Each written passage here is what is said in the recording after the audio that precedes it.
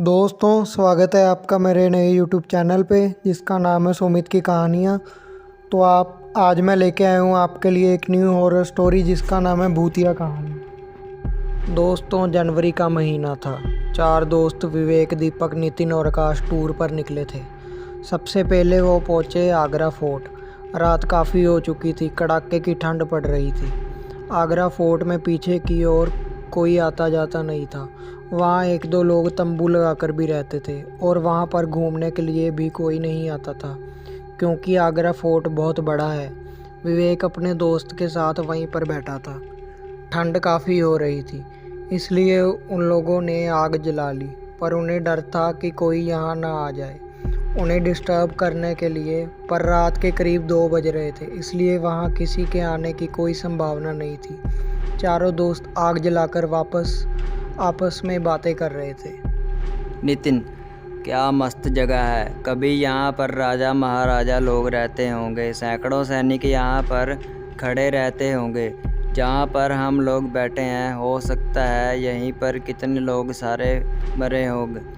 आज देखो, इतना बड़ा किला खाली पड़ा है। अब यहाँ सिर्फ घूमने के लिए लोग आते हैं। दीपक, अच्छा हुआ हम लोगों ने कोई होटल नहीं लिया, और हम लोग अब आगे कहीं पर भी जाएंगे तो कभी होटल नहीं लेंगे, ऐसे ही रात बिताएंगे। कितना अच्छा माहौल लग रहा है और इस तरह के ड्रामने एक्सपीरियंसेस करने में बहुत मज़ा आता है। तो ठीक है, हम सब जहाँ भी जाएंगे ऐसे ही रात बिताएंगे जो कि बहुत डरावनी हो, और उसमें 4 चांद लगाने के लिए हमें से हर बार कोई ना कोई एक हॉरर कहानी सुनाएगा। लेकिन वो कहानी बनावटी नहीं होनी चाहिए, सच में उसके साथ वो घटना घटी होनी चाहिए, क्योंकि हर किसी के साथ कभी ना कभी डरावनी घटना होती ही है ना। नितिन, तो ठीक है। विवेक, प्लान तूने बनाया है तो सबसे पहले कहानी तू ही सुनाएगा। इसके बाद हम सलाह कर लेंगे कि फिर कहानी कौन सुनाएगा। ठीक है विवेक? विवेक, ठीक है, तो दिल थाम कर तुम लोग बैठ जाओ। और सुनो दीपक, ये कहानी तुझे ज़रूर पता होगी क्योंकि तेरे साथ जो हादसा हुआ था, मैं वही कहानी सुनाने वाला हूँ दीपक। अच्छा, वो कहानी सुनाने जा रहा है तू? यार, उस बारे में सोच लेता हूँ ना तो मेरे रोंगटे खड़े हो जाते हैं। ठीक है, सुना, मज़ा आएगा। तो कहानी यहाँ से शुरू होती है कि रात के करीब 1 बजे हाईवे पर मैं अपनी स्कूटी पर कहीं जा रहा था। हाईवे पर दूर दूर तक कोई भी दिखाई नहीं दे रहा था। चारों तरफ बस सन्नाटा था। हवाओं की भयानक डरावनी आवाज़ें मेरे कानों में बार बार पड़ रही थी। हवाओं की भयानक डरावनी आवाज़ें मेरे कानों में बार बार पड़ रही थी, लेकिन मैं स्कूटी ड्राइव किए जा रहा था और खुद से ही बोल रहा था, पता नहीं दीपक किस हालत में होगा। कब से दारू लेने गया था, आधी रात हो गई, अभी तक नहीं लौटा। मैंने स्कूटी और तेज़ कर दी कि तभी एक बूढ़ा इंसान सामने आ जाता है। मैंने ब्रेक लगाए, स्कूटी रोकी। बाबा का चेहरा बहुत ही भयानक लग रहा था। मैंने तेज़ आवाज़ में बाबा को बोला, अरे बाबा, पूरी सड़क खाली पड़ी है, मेरी गाड़ी के सामने ही आना था आपको, अभी आपको चोट लग जाती तो।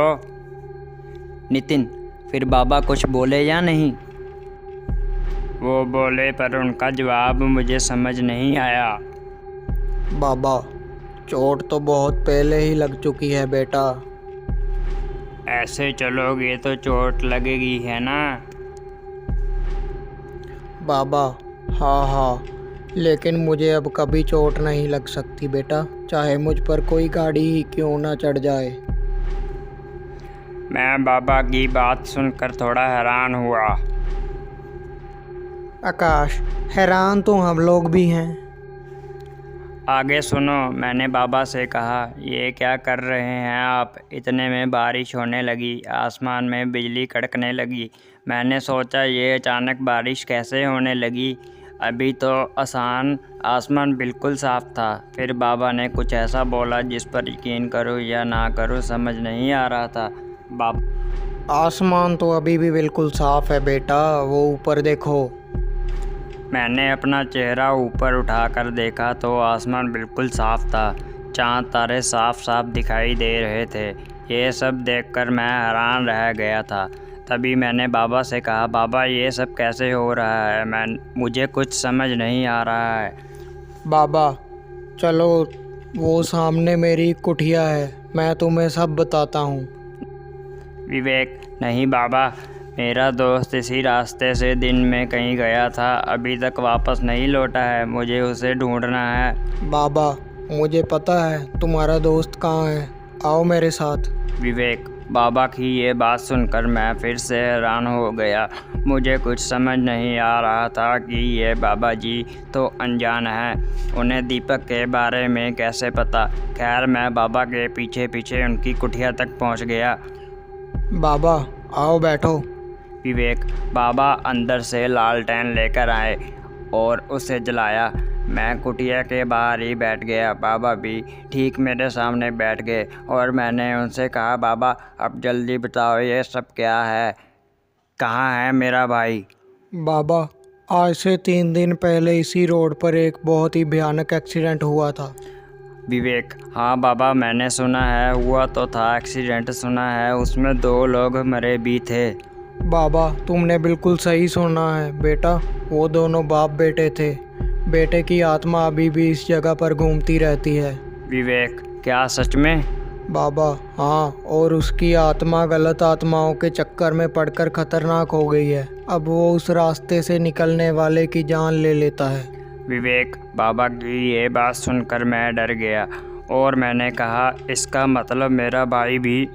बाबा नहीं, अभी नहीं, अभी तुम्हारा भाई उसकी कैद में है, मारा नहीं है उसको। आकाश, पर उस आत्मा ने दीपक को अभी तक मारा नहीं था, ये बात बाबा को कैसे पता थी? विवेक, यही सवाल मैंने बाबा से पूछा। बाबा ये सब आपको कैसे पता है? मुझे समझ नहीं आ रहा बाबा। बाबा सब समझ आ जाएगा, थोड़ा रखो बेटा और पूरी बात सुनो। ये जो बारिश हो रही है, ये कोई आम बारिश नहीं है, उसी आत्मा ने कराई है। विवेक, क्या बाबा मेरा दोस्त दीपक बहुत डरपोक है, वो तो डर कर ही मर जाएगा, प्लीज़ कुछ कीजिए। जब आप इतना कुछ जानते हैं तो मेरे भाई को बचा भी सकते हो ना? बाबा हाँ बचा सकता हूँ, लेकिन उसके लिए तुम्हें उसी जगह जाना होगा जहाँ एक्सीडेंट हुआ था। विवेक, आप नहीं चलोगे मेरे साथ बाबा? बाबा मेरा यहाँ रहना ज़रूरी है, तुम जाओ, तुम्हारा दोस्त बच जाएगा, अगर ज़रूरत पड़ी तो मैं तुरंत आ जाऊँगा। विवेक, ठीक है बाबा, चलता हूँ मैं, मेरे भाई को बचा लेना। बाबा फिक्र मत करो। विवेक, मैं वहाँ से उठा, अपनी स्कूटरी स्टार्ट की और चला गया। जैसे वहाँ पर पहुँचा, अचानक बारिश तेज़ हो गई, हवाएं तेज़ हो गई। भयानक आत्माएं दीपक को घेरे उसे डरा रही थी। वो नज़ारा बेहद खौफनाक था। दीपक धीरे धीरे दबी आवाज़ में रो रहा था। मैंने अपने डर को कंट्रोल किया, तुरंत अपनी स्कूटी से उतरा और आगे बढ़ गया। मैंने दीपक को आवाज़ लगाई, दीपक दीपक, तुम्हें कुछ नहीं होगा। दीपक ने जैसे ही मुझे देखा, उसके चेहरे पर थोड़ी राहत दिखी। दीपक, विवेक बचा मुझे, ये आत्माएं मुझे मार डालेंगी। विवेक, आत्मा हंसकर कहने लगी, आजा तू भी आजा, तुझे भी निपटा देता हूँ, और भयानक तरीके से हंसने लगी। तभी अचानक बारिश रुक गई, आसमान में बिजली चमकी जिससे कि तेज़ रोशनी पैदा हुई, और तभी मैंने देखा कि वहाँ पर बाबा आ गए। आत्मा ने बाबा से कहा, तुम यहाँ से चले जाओ, पापा ये दोनों मेरे शिकार हैं। बाबा इन दोनों को तुम कुछ नहीं करोगे, ये मैं नहीं होने दूंगा। विवेक, तभी कुछ ऐसा हुआ जिस पर मुझे यकीन ही नहीं हुआ। नितिन, ऐसा क्या हुआ विवेक? विवेक, बाबा की आंखों से एक चिंगारी निकली जिससे वो आत्मा जलकर ख़त्म हो गई। वो आत्मा बाबा से ज़ोर ज़ोर से चीख कर कह रही, पापा ये तुमने क्या करा?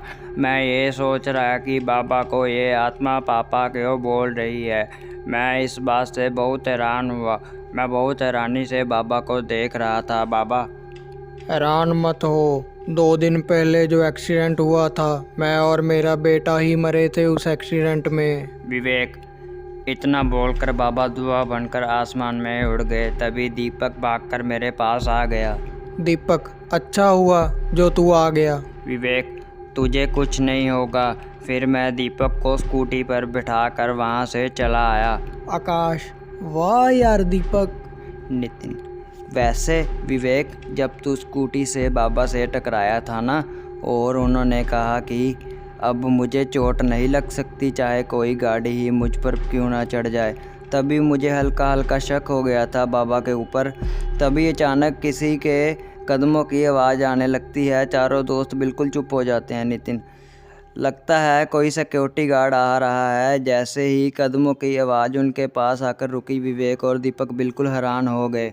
विवेक, बाबा आप यहाँ? आकाश, नितिन, ये उन्हीं बाबा की आत्मा है। नितिन, अबे भागो यहाँ से। नितिन और आकाश डर कर वहाँ से भाग गए।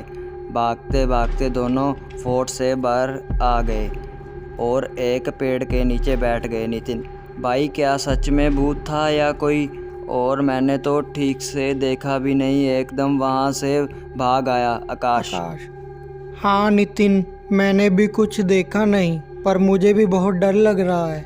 मैं उस फोर्ट के अंदर फिर से नहीं जाने वाला भाई। तभी विवेक और दीपक धीरे धीरे चलकर उस फोर्ट से बाहर आते हैं। दीपक, क्या हुआ, फट गई ना? विवेक, अरे भाई तुम्हारा चेहरा तो देखो, सारा रंग उतर गया है।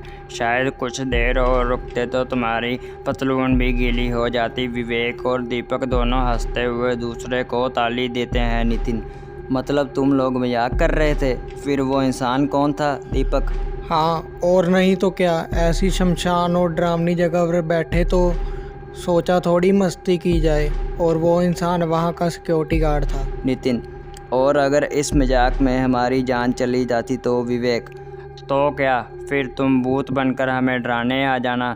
विवेक और दीपक दोनों खूब हंसने लगे। आकाश, मरने के बाद वैसे भी कोई अपना और पराया नहीं होता। भूत बस जान लेना जानता है। फिर वो चारों दोस्त वहीं बैठ जाते हैं और दूसरा दोस्त एक नई कहानी सुनाने लगता है। तो दोस्तों, होप करता हूँ आपको ये स्टोरी अच्छी लगी होगी। तो आप हमें लाइक कीजिए, कमेंट कीजिए और सब्सक्राइब कीजिए हमारे चैनल को। और दोस्तों, बेल आइकन दबाना मत भूलना, आपको हमारी स्टोरी सबसे पहले शो होया करेगी। और अगर आपके पास भी कोई रियल हॉरर स्टोरी है या इंसिडेंट है जो आप हमारे साथ शेयर करना चाहते हैं, तो आप हमारे दिए गए डिस्क्रिप्शन में ईमेल और मोबाइल नंबर पे शेयर कर सकते हैं। Thank you.